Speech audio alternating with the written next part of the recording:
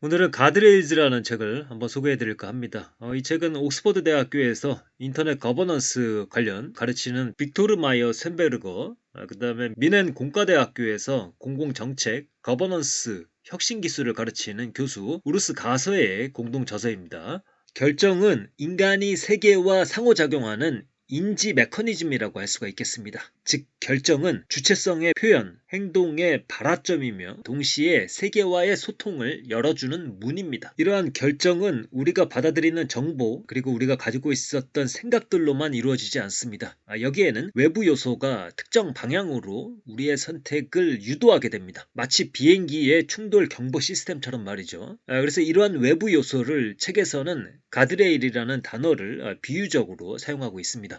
개인의 결정은 많은 사람들에게 영향을 미칠 수 있습니다. 그 결정 과정이 제대로 매뉴얼화 되어 있지 않으면 대형 사고가 언제든지 일어날 수가 있습니다. 그래서 이 가드레일이라는 개념은 인간의 의사결정에 있어서 어떻게 하면 안전장치를 달아서 사회적 악영향을 줄일 것인가에 관한 비유적 상징물이라고 보시면 되겠습니다. 주의할 것은 이것이 전체주의적인 결정을 개인에게 강요하는 형태는 아니라는 것입니다. 그런데 최근에 전 세계적으로 기술이 이러한 사회적 안전장치의 역할을 담당하는 경우가 굉장히 급증하고 있습니다. 깊게 숙고하지 않고 기술이 모든 것을 해결해 줄 것이야 라는 식으로 그냥 기술의 모든 책임을 떠넘기고 있습니다. 그러나 물론 기술은 좋은 도구가 될 수도 있겠지만 사실 기술적인 방식을 쓰던 사회적인 방식을 쓰던 가장 중요한 것은 그 가드레일이 결국에 어떠한 결정을 가능하게 하느냐, 그런 것들이 핵심적인 것입니다. 먼저 기본적으로 정보의 공개 및 공유는 결정에 있어서 매우 중요한 상황입니다. 따라서 정보 공개에 관한 여러 안전장치들이 우리 사회에 존재합니다. 제약회사는 의약품의 부작용을 공개해야 하고, 식품회사는 제품의 영양성분을 공개해야 합니다. 또한 자동차 회사는 연비를 공개해야 하고, 보험사는 계약상의 중요한 상황을 확실하게 고지할 의무가 있습니다. 또 다른 중요한 체크포인트는 결정에 있어서 강압이 없게 하는 것, 혹은 반대로 존엄사 결정 등의 예에서처럼 전문가가 반드시 입회하게 하는 것 등의 조치 등이 중요합니다. 또한 이혼 숙려제도 등과 같이 몇몇 중요한 결정에 있어서는 대기 시간을 줌으로써 신중하게 생각하고 또한 생각을 바꿀 수 있게 허용하고 있습니다. 또한 정보를 그저 공개하고 공유하는 것뿐만 아니라 어느 쪽으로 가중치를 줄지에 관한 가드레일도 존재를 합니다. 예를 들어 법적인 의무사항은 아니지만 항공기 조종사가 따라야 하는 표준 운영 절차가 존재를 합니다. 예를 들어서 비행기의 자동 충돌 방지 시스템이 명령하는 바가 관제사의 명령과 상충할 때 누구의 지시를 먼저 따를 것인가와 같은 표준적인 절차가 존재를 하고요. 또한 응급실의 의사들이 진단하고 치료하는 데 있어서 따라야 하는 표준 프로토콜 또한 존재를 합니다. 그리고 좋은 가드레일은 해석의 여지가 있는, 그래서 가변성이 존재해야 한다. 또 그런 경우에는 사회적으로 받아들이기 위한 어떤 수기의 과정이 필요하다. 반면에 엄격하고 고정적인 가드레일들이 존재를 하는데 이런 장치들은 가변성이 높지 않아서 어떤 면에서는 신뢰성이 높을 수는 있겠지만 유연함이 좀 부족한 특성을 갖게 됩니다. 특히 세계가 점점 더 변동성이 크고 불확실성이 높은 그런 상황으로 흘러가고 있는데, 이런 상황에서 불확실성을 소화해낼 수 있는 가드레일이 점차 더 필요하게 되는 것이죠. 반면에 우리가 점차로 의존하고 있는 기술들은 이런 유연성을 소화시키지 못하는 방향으로 나아가고 있습니다. 그래서 앞서 이야기했듯이 기술 자체의 문제라기보다는 기술의 밑바탕을 형성하고 있는 사회적 숙고 과정이 부실한 것입니다. 말하자면 차가 힘도 좋고 엄청 빠른데 방향 설정이 제대로 되지 않는다고 볼 수가 있겠습니다. 가드레일즈 이 책 1장 마지막에 나오는 구절입니다. 우리가 내리는 결정을 통해 우리는 운명의 주체가 되는 것을 넘어서서 우리 사회의 구성원이 된다. 이렇게 해서 1장은 전반적으로 책의 주제를 소개하고 있다고 보시면 되겠고요. 그냥 워밍업 했다고 보시면 되겠습니다. 이제 2장에서는 온라인 세계의 등장 이후 거버넌스 확립을 둘러싼 혼란상들을 소개하고 있습니다. 처음에 온라인 세계가 등장했을 때 사람들은 단순하게 생각을 했습니다. 현실 세계에서는 인간의 행동을 규제하는 규칙과 규범이 이미 존재를 했습니다. 그리고 온라인 세계의 저 너머에 앉아있는 것은 피와 살을 가진 똑같은 사람들이었죠. 그러니까 다를 거 없는 문제이다. 그저 현실 세계의 규칙을 끌어와서 온라인 세계에 적용하면 된다는 식으로 쉽게 생각을 했습니다. 그러나 온라인 세계는 정보를 통해서 상호작용합니다. 그리고 정보는 여러 특성들을 갖고 있습니다. 첫 번째로 비경합적이라는 특성을 갖고 있습니다.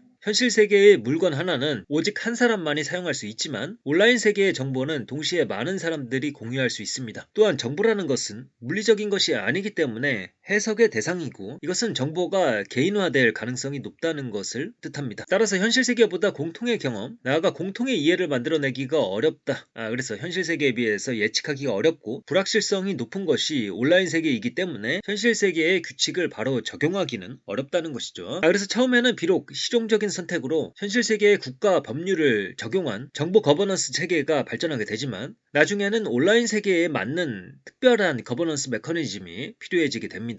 한 가지 방법은 정보를 관리하는, 즉 정보를 확대, 분류, 필터링 혹은 추가하거나 정보를 감독, 조작할 수 있는, 그리고 그 자신이 정보 그 자체인 코드를 활용하는 것입니다. 오늘날에는 소프트웨어라고 부르죠. 이 소프트웨어는 법률에 비해 생성하고 실행하고 수정하기가 더 쉽고 빠르며 해석의 여지가 없습니다. 그리고 공정하게 규칙을 시행할 수 있다는 장점이 있습니다. 그러나 이러한 소프트웨어는 개발자들이 만듭니다. 좀 더 넓게 보면 기업이라고 할 수가 있겠죠. 그러나 여기에는 의회의 표결 같은 사회적인 시스템들이 개입하지 않습니다. 절차적인 공정성도 확보하지 못하고 있죠. 또한 현실 세계에서는 인간이 따라야 하는 규범들이 존재하지만 이 규범들을 따르기를 거부할 수도 있거든요. 그렇다면 왜 규범은 반드시 지켜야 하는 것으로 설계되지 않았는가? 혹은 개념 짓지 않았는가라고 했을 때 사실 모든 인간의 행위를 코드화할 수는 없는 것이거든요. 무수히 많은 다양성이 존재를 하고 실질적으로 무엇이 옳은 행위인지 일일이 지정할 수가 없는 것이죠. 그리고 진화적으로 봤을 때에도 인간은 규범을 벗어나서 새로운 탐색 활동을 할 수 있어야 합니다. 때로는 거기에서 좋은 성과를 거두고 사회가 그 과실을 받아들이는 과정이 존재를 하는 것이죠. 다만 개인은 그 규범을 벗어날지 아니면 그 안에서 행동할지 선택에 대한 자유를 갖고 있으며 그 결과에 대해서 책임을 지면 됩니다. 그러나 법으로서의 코드는 반드시 그것을 집행해야 합니다. 무엇이 가능하고 불가능한지 명확하게 규정되어 있습니다. 여기에는 인간의 선택과 책임이라는 것이 존재하지 않습니다. 오직 소프트웨어가 허용하는 행동만 가능할 뿐이죠. 이를 저자들은 유연한 가드레일이 아니라 벗어날 수 없는 감옥의 벽과 같다라고 비유하고 있습니다. 하여간 온라인 세계에 대한 거버넌스 권력은 사회에서 기업으로 넘어갔습니다. 그리고 우리는 정보 권력의 집중을 경험하고 있습니다. 그리고 이 권력을 쥔 기업들이 보여주는 모습은 때때로 경쟁을 방해하는 행위, 개인정보를 불법적으로 이용하는 등의 행위를 포함해서 노골적인 법률 위반의 모습을 보여줄 때가 많이 있습니다. 이 대목에서 저자가 거론하는 것이 감시자본주의를 쓴 쇼샤나 주버프입니다. 하여간 저자들은 이 쇼샤나 주버프가 기술 권력의 거버넌스를 다루지 않고 책임 없이 권한을 집중시키는 그 역학을 지닌 자본주의 자체를 비판한다고 하면서 이것은 문제의 본질을 제대로 보지 못한 것일 뿐 아니라 타겟을 자본주의 자체로 돌리는 우를 범한다고 보고 있습니다. 정보 거버넌스 메커니즘을 다루며 코드가 법이 되었다라고 간파한 로런스 레식의 접근 방식이 훨씬 더 좋다라고 보는 것이죠. 이 레식이 거의 저자들의 어떤 영웅적인 존재인 것 같습니다. 책에서 여러 번 긍정적으로 등장을 합니다. 이렇게 해서 2장의 내용이 마무리가 되고 있고요. 저자들은 코드가 법으로서 재림했을 때 어떤 문제가 발생하는지 거버넌스와 관련된 문제 3개를 3, 4, 5장에서 차례대로 고찰하고 있습니다. 이 내용을 저희도 살펴보도록 하겠습니다. 첫 번째로 허위 정보입니다. 우리 모두는 정보의 흐름에 관여하고 있습니다. 그리고 우리는 소셜미디어라는 무기를 얻었습니다. 그런데 소셜미디어상에 잘못된 정보들이 퍼지게 되고 그 정보가 우리의 결정에 영향을 미치게 되면서 심각한 결과를 양산하게 되었습니다. 코로나19 때 미국에서 뉴욕 시장을 지냈던 루디 줄리아니는 말라리아 치료제가 코로나에 100% 효과적이다라고 트윗을 했습니다. 트럼프 대통령은 소독제를 마시라고 제안한 적도 있습니다. MIT의 연구에 따르면 트위터상에는 허위 정보가 70% 더 많이 공유되고 6배 빠르게 전파된다는 특성이 있습니다. 그리고 이러한 허위 정보는 의도치 않게 공유되는 경우도 많이 있습니다. 미국에서는 절반 이상이 의도치 않게 허위 정보를 공유한 적이 있다라고 답한 조사도 있었고요. 또한 알고리즘에 의한 의도적인 허위 정보의 전파도 존재를 합니다. 2021년 3분기에만 이 페이스북에서 17억 개의 가짜 계정을 삭제하였고 여기에는 상당수 허위 정보를 퍼뜨리는 계정이 포함되어 있었습니다. 그리고 미국의 젊은이들의 3분의 1가량은 소셜미디어를 통해 뉴스를 접하고 정보를 얻는다고 하는데요. 오로지 소셜미디어만 보는 사람이라면 그들이 가짜뉴스에 얼마나 휘둘리게 될지 될지 쉽게 상상을 해볼 수가 있습니다. 사실 뉴스의 진위 여부를 판단하는 것은 쉬운 일이 아닙니다. 내용만 보고 알 수 있는 것도 아니고 출처만 보고 알 수 있는 것도 아닙니다. 현실 세계에서의 허위 정보는 민사소송이나 심할 경우 형사 고소 등을 통해서 처벌을 받았는데, 이 문제는 너무 느리다는 단점이 있고 온라인 세계에서의 정보는 빠르게 퍼지는 특성이 있으므로 사람들은 빠른 기술적 해결책을 원하게 됩니다. 그것도 잘못된 정보가 퍼지고 나서 조치를 취하는 것은 이미 피해가 발생한 뒤니 아예 사전에 잘못된 정보를 걸러내야 한다는 방향을 생각해 보게 되는 것이죠. 그러면 이걸 한번 생각을 해보시겠습니다. 2019년을 기준으로 페이스북에서 고용하고 있는 컨텐츠 검토 삭제 인력이 1만 5천 명이 넘는데 이들이 70개 이상의 언어를 지원한다고 합니다. 비용도 문제고 처리하는 양과 언어의 문제도 있을 것이고 무엇보다 평가의 질 문제도 있습니다. 결국에 사람이 평가해서 삭제를 하는데, 물론 내부 지침이 있다고는 하는데 일부만 공개되고 전체가 공개되지 않아서 그 내용도 우리가 알 수가 없고요. 하여간 그것을 제대로 수행할 능력이 되는지도 문제가 되겠습니다. 그리고 결국에 판단은 정보를 따로 떼서 보는 것이 아니라 지침을 토대로 맥락에 비춰서 판단할 수 있어야 하는데, 이 지침과 맥락은 시간이 흐름에 따라 변할 수 있는 것이다. 따라서 지침도 변해야 하고 맥락에 대한 해석도 변해야 하고, 이 모든 일들이 1만 5천 명 혹은 그 이상의 인력들에 대한 재교육으로 통해 제대로 이루어질 수 있을 것인가, 만만치 않은 작업이라고 할 수가 있겠습니다. 그러면 이 사후적으로 컨텐츠를 삭제 검토하는 것이 아니라 사전 예방적 콘텐츠 필터링 시스템을 다시 이제 생각을 해보았을 때, 이것이 대규모로 즉각적으로 반응할 수 있어야 하는데 이것은 인력으로 할 수 있는 일이 아닙니다. 결국에 이 시스템은 AI와 알고리즘에 의해서 이루어지게 됩니다. 이러한 방식은 신속성이 장점입니다. 가짜뉴스는 원점 타격 형식으로 신속하게 걸러질 수가 있습니다. 그런데 이런 방식을 택하면 세 가지 문제가 발생할 수 있는데요. 첫 번째로 정보 흐름을 관리하는 것이 민간 기업이 됩니다. 어떤 정보를 차단할지 결정하여 공론 형성에 영향을 미칠 수가 있는 것이죠. 충분한 품질의 관리 없이 이윤만이 기준이 된다면 이 과정에서 문제가 발생할 수가 있는 것입니다. 현실적으로도 많은 문제를 일으키고 있는 부분이고요. 이 사용자들을 플랫폼에 오래 묶어두는 것이 목표가 되니까 자극적인 가짜 뉴스들이 유통되도록 알고리즘이 작동되고 있다. 이런 예들 말이죠. 두 번째로는 이게 사전 예방이라고 표현을 했지만 또 다른 한편으로는 사전 검열이 될 수가 있는 것이거든요. 그래서 정보 교환 자체를 막아버린다. 현실 세계에서도 명예훼손법 같이 허위 정보에 대한 안전장치들이 존재를 하지만 정보 자체를 사전 검열하는 것은 굉장히 조심하고 있는 부분이거든요. 이러한 사전 검열은 전체적인 공론이 풍성하게 형성될 기회를 막아버린다는 측면이 있습니다. 그 다음에 세 번째로는 이 정보 해석에 어려움이 존재를 합니다.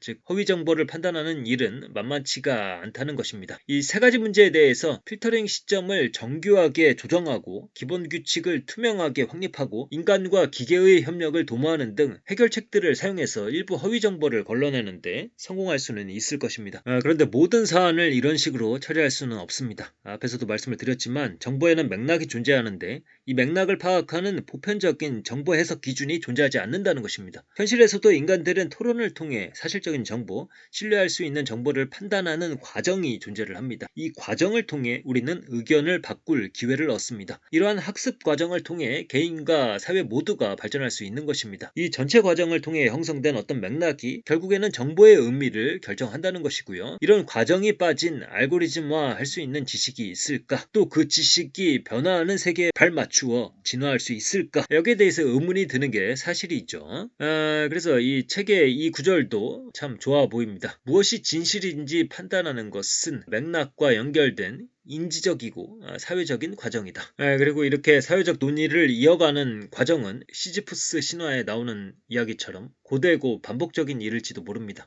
또 서로 다른 의견 속에서 서로 간의 불신이 쌓이는 것 아닌가 하는 생각이 들 수도 있습니다. 하지만 여러 사람들과 함께 정보를 평가하고 서로 통찰력 있는 의견을 교환하고 실수를 피하는 과정은 혼자서 하는 과정보다 훨씬 낫다는 것이죠. 이런 과정을 통해 인류는 성장해 왔고 또 생존해 왔습니다. 개인의 결정에 있어서도 사회적으로도 매우 바람직한 결과를 내는 방식이었습니다. 그리고 이게 사실은 자유민주주의의 대표적인 장점 중에 하나입니다. 그래서 아까 기술적으로 사전 필터링 시스템을 도입하는 것은 속도, 비용, 효율성 등에 있어서 효과가 있겠지만 맥락을 고려하지 않은 정보 처리를 하며 사회적 숙고 과정을 건너뛰기 때문에 변화하는 시대와 변화하는 지식에 대해서 회복 탄력성을 갖추지 못하게 됩니다. 첫 번째 허위 정보에 이어서 두 번째로 다루고 있는 것은 편향입니다. 인간에게는 편향이 존재를 합니다. 진화 과정에서 우리를 생존하게 해줬던 인지적 편향이 요즘 시대에는 잘 들어맞는 것도 있고 아닌 것도 있습니다. 그런데 잘 들어맞지 않는 편향들이 모두 합쳐져서 영향을 미치면 매우 잘못된 선택으로 우리를 인도할 수가 있습니다.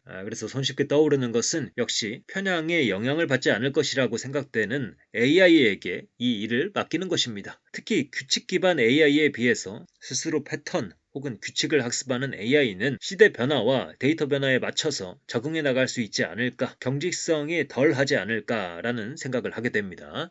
그리고 흔하게 등장하는 이야기이지만 이 블랙박스에 관한 내용이 나옵니다. 기계가 결정을 하는데 그 근거가 무엇인지 우리가 알지 못한다. 그러한 기계에게 통제권을 넘겨주는 것은 불안감을 남기게 됩니다. 그런데 연구에 따르면 사람들은 AI가 어떤 결정을 내릴 때 그 근거가 부족하면 불안감을 느끼지만 그 결정이 좋은 결과를 내었을 때 과정보다는 결과에 더 마음을 빼앗기는 경향이 있다고 합니다. 그러니까 좋은 결과를 냈을 때 뭐 블랙박스라도 상관없다 라는 식으로 생각을 한다는 것이죠. 그리고 이러한 편향 문제를 피하기 위해서 기계 도입을 논의했는데 사실은 기계야말로 편향을 확대할 수 있는 여지가 많다라는 것. 데이터에 편향이 있다면 학습에도 편향이 존재를 하는 것이죠. 상황을 더 악화시키는 것은 기계가 의사결정을 하고 그 선택들이 다시 인공지능이 학습하는 데이터들이 되는 재규적 순환이 발생하는 경우입니다. 그렇게 되면 행동 다양성은 축소될 것이며 새로운 상황에 점점 더 적응하기가 어려워질 것입니다. 사실 새로운 것을 시도하면 당장은 기존의 것들보다 효용이 떨어지는 경우가 많이 있습니다. 그리고 그 순간에 선택지에서 배제가 됩니다. 저자들은 증기기관을 예로 들고 있습니다. 초창기 기계들은 효율이 낮았고 말에 비해서도 경쟁력이 떨어졌습니다. 그럼에도 불구하고 아무런 증거 없이 더 좋은 기계를 만들면 상황이 훨씬 좋아지리라는 막연한 믿음으로 기계를 연구한 사람들이 있었기 때문에 인류가 한 걸음 더 나아갈 수가 있었던 것입니다. 여기서 저자들이 말하는 것은 AI는 존재하는 것에서만 학습을 할 수 있지만 인간은 존재하지 않는 것을 상상하는 힘이 있다는 것입니다. 그리고 상상하는 인간들은 때로는 기존의 규범, 관습들을 기꺼이 어기려고 하거든요. 다만 그 결과에 책임은 져야 되겠죠. 그래서 자유와 책임은 한 짝으로 인간에게 주어지는 것이기도 할 테고요. 그래서 하나의 점으로 수렴하고자 하는 AI는 인류를 경직되게 만들 것이며 적응성을 상실하게 만들 것이라는 것이 저자들의 염려입니다. 만약에 기계로 이 문제를 해결하고자 한다면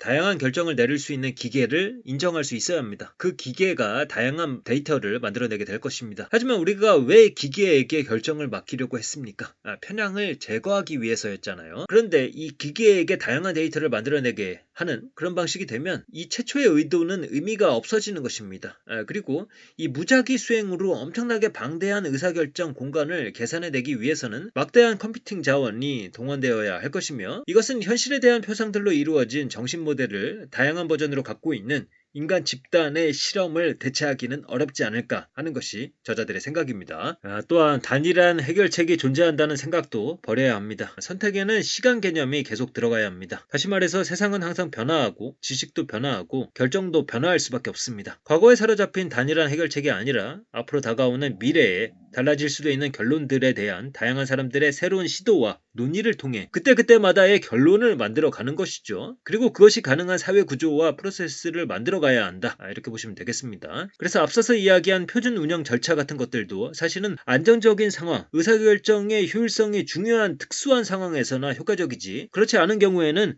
이런 것들을 의심하거나 무시하기도 하고 대안을 모색하기도 할 수 있어야 합니다. 세 번째로는 의사결정 시에 근본적으로 정보가 부족한 부분들을 거론하고 있습니다.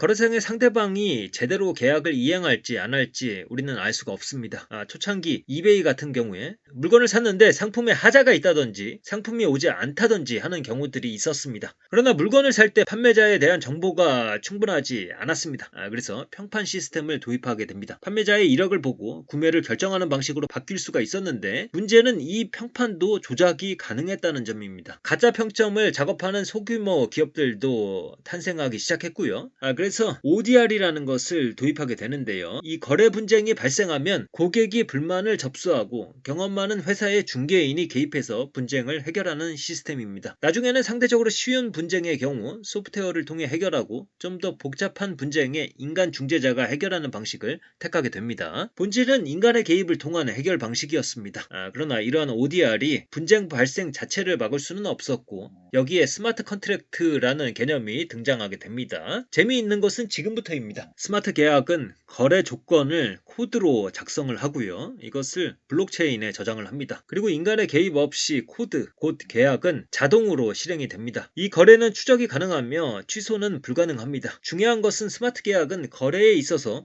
정보의 양을 줄임으로써 단순함을 도입했다는 것입니다. 또한 기본적으로 드라이 코드를 사용했기 때문에 웻 코드 같이 인간의 두뇌가 해석해야 하는 부분이 없었기 때문에 모호성도 줄일 수가 있었습니다. 그리고 이러한 방식은 자판기에 돈을 넣고 음료수를 빼먹는 것과도 같은 단순한 거래에는 분명히 효용이 있었습니다. 그러나 모든 계약은 필연적으로 불완전합니다. 자판기 음료 거래와 같은 단순한 거래가 아닌 한 계약 체결 시에 거래의 전 생애 주기를 규정하는 것은 불가능합니다. 따라서 계약이라는 것은 사실 거래가 개시했다는 것을 의미할 뿐이지 상황 변화에 따라 여러 번의 재협상이 진행되어야 하는 경우들이 많이 있습니다. 만약 최초의 계약 체결 시에 모든 경우의 수를 다 따져서 세세한 모든 부분을 포괄하는 협상을 하는 것은 거래 비용을 지나치게 증가시키게 되는 것이죠. 책에서는 사례로 이 코드로만 구축한 최초의 디지털 금융회사인 다오의 예를 들고 있습니다. 코드로만 구축된 이 회사를 해커가 침입하여 시스템을 다운시키고 자본금의 3분의 1을 다른 계좌로 이체해버리는 사건이 일어나게 됩니다. 인간의 개입 없는 코드에 의한 지배를 꿈꿨는데 돌발 상황이 발생하자 인간이 개입해서 코드를 수정해야 하는 상황이 발생한 것입니다. 다시 스마트 계약으로 돌아가 보면요. 이것은 미래 상황 변화에 따른 정보 부족이 존재하고 따라서 결정이 불완전할 수 있다는 사실에 직면해서 오히려 중요한 정보의 범위를 제한시킴으로써 이 문제를 해결한 것이 아니라 외면했을 뿐입니다. 복잡한 거래를 감당할 수도 없고요. 따라서 스마트 계약은 특정 상황에서 효율적일 수 있지만 현재로부터 미래로 확장해 나가는 거래와 관련해서는 정보 부족 문제를 해결하지 못한다고 보고 있습니다. 그래서 웻 코드는 무엇이 다른가라고 했을 때 저자는 민법 교과서에 자주 실리는 예를 설명하고 있습니다. 두 명의 거래자가 있었습니다. 이들이 거래하기로 한 것은 고래고기입니다. 계약서에 고기의 양, 구매 가격, 운송 방법 등 필수적인 사항을 전부 적었습니다. 단 이들은 고래고기를 의미하는 단어로 하크 웨링스 코드를 사용하였습니다. 그런데 이 단어가 사실은 고래가 아니라 상어고기를 의미하였고 실제로 보낸 물건도 상어고기였습니다. 고래고기는 수입 규정에 걸리지 않지만 이 상어고기는 규정에 걸려서 고기를 압수당하게 되었습니다. 이에 구매자가 소송을 걸게 된 것입니다. 법원은 구매자가 고래고기 음식점을 하는 사람이라는 것을 판매자도 알고 있었기 때문에 이 둘이 사실은 고래고기 거래에 합의한 것이라고 보아서 구매자의 편을 들어줬습니다. 이와 같이 법은 실제 인간의 의도를 존중합니다. 저자들에 따르면 기본적으로 계약법은 구제적인 제도이며 사후에 올바른 결과를 달성하는 데 중점을 둔다고 합니다. 그래서 유연성이 있는 것이죠. 부당하거나 착오에 의한 것이거나 계약 능력이 없거나 혹은 사기나 강압 등의 행위가 있었다면 계약을 그대로 이행해야 할 필요가 없습니다. 또한 이러한 웻 코드는 상황과 관계가 변할 때 어떻게 따르고 조정할지에 관한 실제적 절차적 규범에 특화되어 있습니다. 상황이 바뀌면 성실하게 협의하자, 정당한 사유가 있으면 상당한 기간을 두고 등등의 여러가지 유연성을 부여하는 규범을 수반합니다. 반면에 드라이 코드는 현재의 불확실한 정보가 존재함에도 불구하고 현재 시점을 기준으로 거래의 미래 사항들을 하나하나 다 결정하여 고정시키려고 합니다. 이제 저자들은 6장에 이르러서 해결책에 관한 이야기를 하고 있습니다. 해결책의 공간은 넓고 다양하다는 특성이 있습니다. 어떤 원칙들을 세울 필요가 있습니다. 그 원칙들을 토대로 해결 공간들을 가늠하고 그 공간 안에서 특정한 가드레일을 찾는 방식을 이야기하는 것입니다. 일관성과 정합성은 일단 그 원칙이 될 수 없다는 이야기를 합니다. 현실 세계에는 다양한 법규 체계가 중첩되는 경우가 많고 또 모순적인 경우도 많다는 것입니다. 그러한 현실 속에서 인간은 실용적인 선택으로 헤쳐나갈 뿐이죠. 현실 세계에서는 체계가 여러 가지로 중첩되기에 답은 하나로 일관적일 수 없습니다. 저자들이 제시하는 원칙은 크게 세 가지입니다. 첫째는 결정할 자유가 우선적으로 인간에게 존재한다는 것입니다. 기계는 인간의 선택을 대신하는 것이 아니라 인간이 더 좋은 의사결정을 할 수 있도록 돕는 역할을 할 수가 있습니다. 두 번째로 의사결정은 개인에게 달려있는 것이지만 그것은 사회적인 성격도 갖고 있다는 것입니다. 여러 사회 주체들이 참여하는 확립된 절차에 따라 때로는 관련 기관들이 참여하고 판사가 판결하는 등의 사회적인 과정이 존재를 합니다. 또한 그 과정에서 민주적인 토론이 이루어질 수 있습니다. 그리고 이 과정에서 비판, 수정, 폐기도 얼마든지 가능합니다. 이 둘을 연결하는 구절이 있는데 이 구절이 또한 좋았습니다. 개인에게 선택할 권한이 있다. 그리고 그것을 사회적 기반에 고정시킨다는 두 원칙은 개인의 의사결정을 더 큰 사회적 맥락에 통합함으로써 그것을 대체하는 안전장치가 아니라 그것을 안내하는 안전장치를 제공하게 된다는 것입니다. 세 번째로 좋은 안전장치는 반드시 학습을 촉진하고 의사결정의 질을 높입니다. 개인적이든 집단적이든 말이죠. 그리고 학습의 핵심에는 인과적 사고가 자리 잡고 있으며 인과적 사고가 가능한 것은 인간에게 행위 주체성이 존재하기 때문입니다. 내가 행동을 하면 결과가 달라질 수 있다는 믿음 말이죠. 그래서 이 세 번째 원칙을 수반하는 안전장치는 다시 첫 번째 원칙과 연결이 됩니다. 즉 안전장치는 인간의 의지에 기반한 의사결정을 전제합니다. 또한 학습 과정에서 인간은 다른 사람들로부터 배우고 또 함께 배우게 됩니다. 인간에게 언어가 있다는 것이 또 큰 장점이 됩니다. 여기서 학습은 다시 두 번째 원칙과 연결이 됩니다. 저자들은 가드레일의 설계에 있어서 마지막 원칙으로 자기 절제를 제시를 합니다. 이것은 가드레일이 의사결정을 위한 것이라고 했을 때 가드레일이 내적으로 스스로의 권한을 조절할 때 오히려 의사결정 능력이 좋아지게 만들 수 있다는 것을 의미합니다. 먼저 우리가 개인의 의사결정과 가드레일의 성격을 한번 생각해 볼 필요가 있겠습니다. 인간은 의사결정을 할 때 정보에 의존합니다. 그리고 정보는 맥락적인 정보입니다. 그 사람의 축적된 정보 맥락에 의해서 그 사람이 판단을 한다는 것이죠. 책에서 들고 있는 사례는 2000년도에 유럽의 어느 지역에서 기차에서 화재가 발생했을 때 그 기차가 처해 있는 지형을 파악하고 아래로 뛴 12명의 사람들은 살아남았고 위쪽 방향으로 뛴 150명의 사람들은 사망하였다고 사건을 소개하고 있습니다. 이 12명의 사람들 중에는 소방관이 포함되어 있었는데 그의 축적된 지식이 그들을 생존으로 이끌었던 것입니다. 이렇게 의사결정은 맥락적이고 개인적으로 이루어질 수 있는데 반해서 가드레일은 많은 상황을 커버하기 위해서 일반화될 필요가 있습니다. 그래서 이 둘의 성질은 물과 기름처럼 섞이기 힘듭니다. 이 문제를 해결하는 첫 번째 방법은 더 많은 것에 기반하여 가드레일을 조정하는 것입니다. 여기에는 두 가지 흐름이 있습니다. 더 많은 세밀한 규칙을 추가하거나 혹은 첨단 기술을 활용하는 방식입니다. 실제로 고도로 산업화된 국가들은 모두 매우 복잡한 법률 체계를 구축함으로써 상황을 관리하려 합니다. 미국 FDA의 경우 식품 라벨링을 안내하는 문서만 해도 130페이지에 이른다고 합니다. 그리고 최근에 기업들은 AI를 도입하여 어떤 법적인 부분, 기업의 정책들, 서비스 약관, 보험 약관 등 일반론적으로 지켜야 하는 내용들을 개별 사례에 적용하는 데 사용하고 있습니다. 예를 들어 저작권 침해를 예방적으로 모니터링, 필터링하는 데에 소프트웨어가 동원되고 있습니다. 인간의 다양한 맥락에 맞춰 가드레일을 설정하는 두 번째 방법은 아예 맥락을 무시하고 인간의 전반적인 행동을 규제할 수 있는 매우 포괄적인 규칙을 적용하는 것입니다. 코에 걸면 코걸이, 귀에 걸면 귀걸이 같은 방식이죠. 그래서 전체주의 국가에서 국가기밀보호법이라는 명목 하에 아무 행위나 국가기밀을 누설했다는 항목으로 처벌하는 경우 등이 발생할 수가 있겠습니다.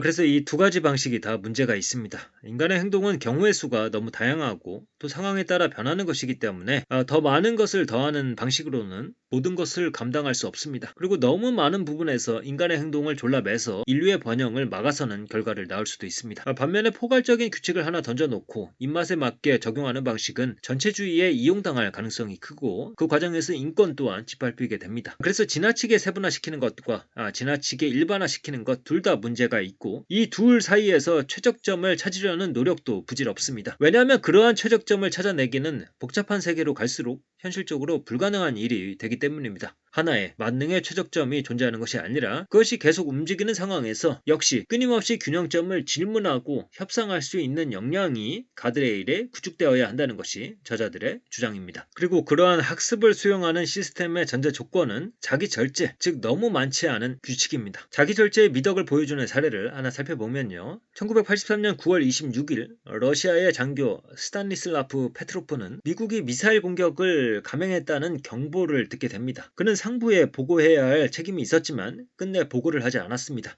이것을 보고할 경우 핵전쟁이 반드시 일어날 수 있는데 그는 시스템 경보가 잘못 작동되었으리라 판단하고 보고를 하지 않은 것입니다. 그는 훗날 50대 50의 확률이었다고 회상하기도 하였는데요. 하여간 이 결정으로 그는 세계를 핵전쟁의 위험에서 구해내게 됩니다. 다행히 소련군의 규범에는 언제까지 시스템 경보를 보고해야 한다는 정확한 시간 범위가 규정되어 있지 않았습니다. 인류는 이러한 절제력에 관한 연구를 2000년 넘게 몰두했지만 이런 자기 절제력을 가드레일에 어떻게 심을 것인가에 관한 완벽한 청사진은 지금까지 나오지 않았습니다. 다만 이 법률을 참고함으로써 영감을 얻을 수는 있겠습니다. 법은 세세하게 정해져 있으면 자유를 침식한다는 반발감 또는 상황 변화와 계속해서 어긋나기 때문에 법이 잘 들어맞지 않는다는 느낌이 반복되다가 결국에는 법의 정당성을 잃어버릴 염려가 있습니다. 그래서 법의 범위를 좁힐 필요가 있는 것이죠. 또한 이렇게 법의 범위를 좁히면 미래의 법원이 이전의 판례에 구속되는 정도를 제한할 수 있게 됩니다. 사이버네틱스의 가르침대로 좋은 의사결정이란 미래의 의사결정을 위해 최대한 많은 선택지를 남겨두는 그런 방식으로 이루어져야 합니다. 또한 연방제도 그러한 사례 중에 하나로 소개되고 있습니다. 상위 정부가 권력을 제한함으로써 하위 정부들이 지역적인 문제를 관할하도록 하고 이로써 시스템 내의 다양성을 가능하게 한다는 그 개념 말이죠. 향후 도전 과제에 대한 다양한 대응책을 시험해 볼 수 있는 것이 이러한 제도입니다.